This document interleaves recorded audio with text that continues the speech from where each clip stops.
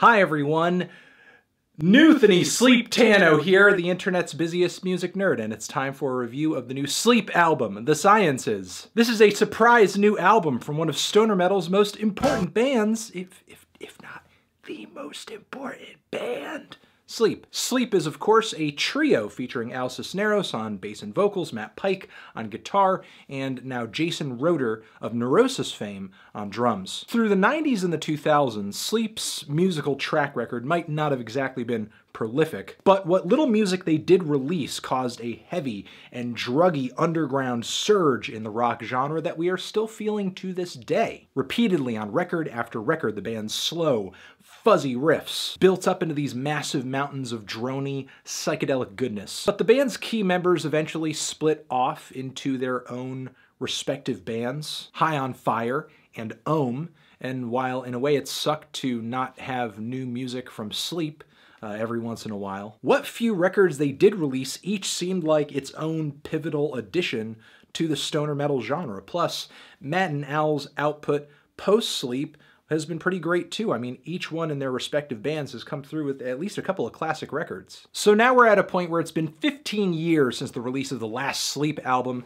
their biggest, Dope Smoker. And of course, this new album came out on 420 and on Third Man Records, of all places. Third Man. Thank you, Jackie boy. Thanks, Jack. Thank you, Jackman. Thanks, Jackman. Thank you, Johnny Depp. So So Sleep is back.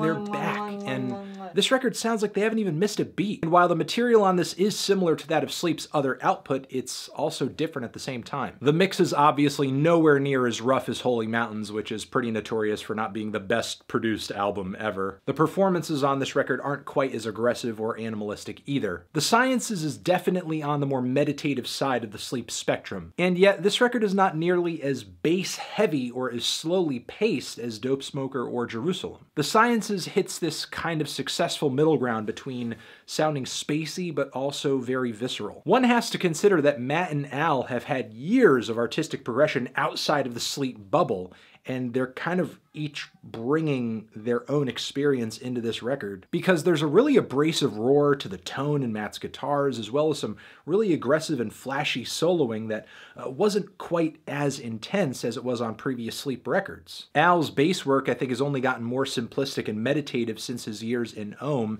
and also he kind of brings that monotone, deadpan, chant-like vocal delivery that he kind of honed in that band. Not the guttural, bellowing vocals that one may be used to hearing on Sleep's older material. So on this record, in a way, fans can expect to hear elements of Ohm, High on Fire, and Sleep all at once. Thankfully, no matter whose creative input seems to be taking the reins on a given track, it all comes together pretty harmoniously. So pretty much every track on this thing, save for the tension-building intro, is a long, winding, jammy, and exciting rock rumination. The song Marijuana's theme features these righteous, galloping riffs and drums that get louder and more intense as the track plods along. I just love the progressive intensity of the track. Also, Matt Pike rips this amazing, like, layered guitar solo in the last leg of the song that just overloads my brain. It's like great stoner metal, it's great stoner rock. It just feels like I'm on drugs. It's noisy, it's overwhelming. The song Sonic Titan right after is pure thunderous Sabbath worship, especially as it transitions into this second track with a groovier riff, and Al pulls out this vocal melody that it's just so Ozzy. I love the kind of slinky ascending, descending riffs. They're kind of creepy